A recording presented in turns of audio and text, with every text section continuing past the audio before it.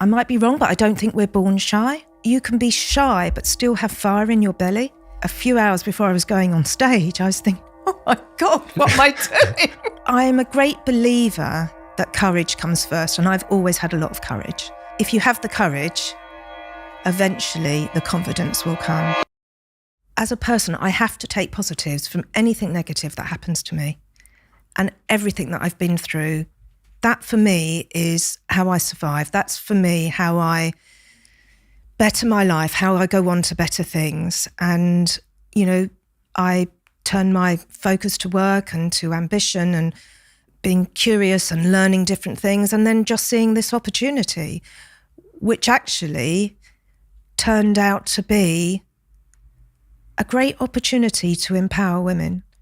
You know, a lot of people are, well, gosh, you went through that abuse. Why would you go into something like this? But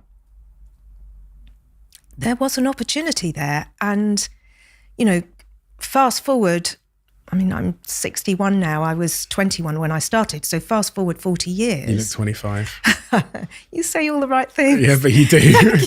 Fucking, you're 61. Fuck me. I'm mental. That's crazy. So I know what I've done has been culture changing. And I'm super proud of that. I really am. And, you know, anybody that's listening that is 25 will not know the crusade that I've been on for the last 40 years. I mean, you just wouldn't believe that you know, what you couldn't do and what you couldn't do then, what you can do now, and the changes and attitudes of, you know, the generations of today compared to the generations then. I really want to talk about that because I know you had some really tumultuous experiences going on that crusade, and I love talking about shifting perceptions, and also we've seen in our lifetime how quickly a lot of perceptions have shifted around, like you know, equality and sexuality and gender, and the crusade that you know led, I think has been a really important one. Probably more important than a lot of people realize. I wanted to pick up on one thing you said about you being shy.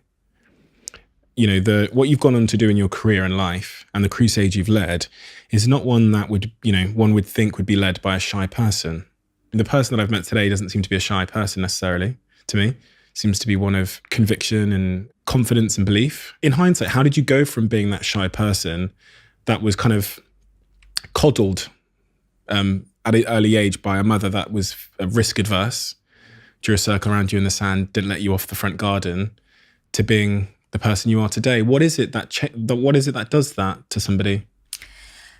Well, I think there's a few things around this, because I don't think this is exclusive to me. I think a lot of women especially experience this. I think, well, first of all, I might be wrong, but I don't think we're born shy.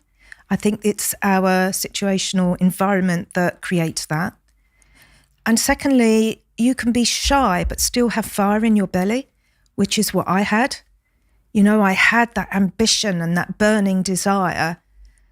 And when you have that passion, you have to release it. You can't keep it inside just because you're shy. And I think there were many things that I did. You know, I remember in my very early 20s holding a conference, my first conference for my army of sales ambassadors, which I had about 500 in my first year. For Ann Summers? For Ann Summers, yeah. Yes.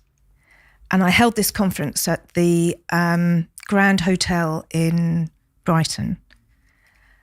And I thought it was a great idea when I planned it, because the whole idea is to engage with your teams and tell them about what you're doing and what your mission is and get everybody involved and on the journey. And it was sort of, you know, a few hours before I was going on stage, I was thinking, oh my God, what am I doing? Because this was like horror to me. I had no experience and I was, you know, absolutely terrified. But if you're talking about something that you are passionate about, I think it changes it. It's not the same as doing a best man speech or, you know, getting up at school and doing your first speech. When you're talking about something that you really care about and that you live and breathe, once you get out there and you got that first sentence out the way, I do think it changes you. Yeah. And, you know, that's what it did for me. So I'm a great believer that courage comes first. And I've always had a lot of courage.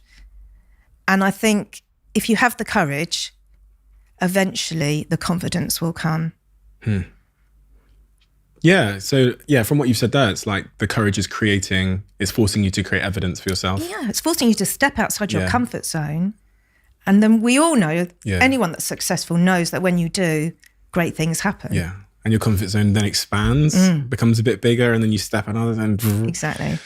Interesting. So you said there about work, and you've always had that drive. When I was reading through your story again, I heard about one of the things your mum did allow you to do was to work. And so I was thinking about the relationship work you then had in your life from a very early stage. If work was the place that you were allowed to go to leave the home, then was it an escape from home? Was it like the place of freedom in your life? It was so freedom. I mean, well, first of all, I can't tell you the countless times I'd asked her if I could go to a sleepover or a, you know, party or just things that normal kids do. And it was always no. And there was another sort of form of abuse was this, her and her husband had this, her new husband had this taskmaster approach to everything they did.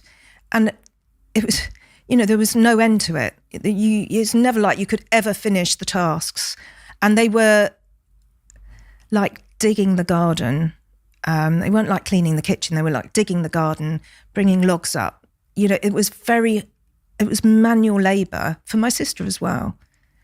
And it was like, these jobs will never get done. So we'll never be able to go out. It was a bit like Cinderella. As I'm telling the story, it sounds a bit like that. But she seemed to accept things that were traditional. So going to work was something, or getting a Saturday job is something that people do. So that was okay. So I couldn't get a bus into Bromley to meet up with friends, but I could get a bus into Westerham to go and work at the spinning wheel as a waitress. So did you look forward to that? Absolutely.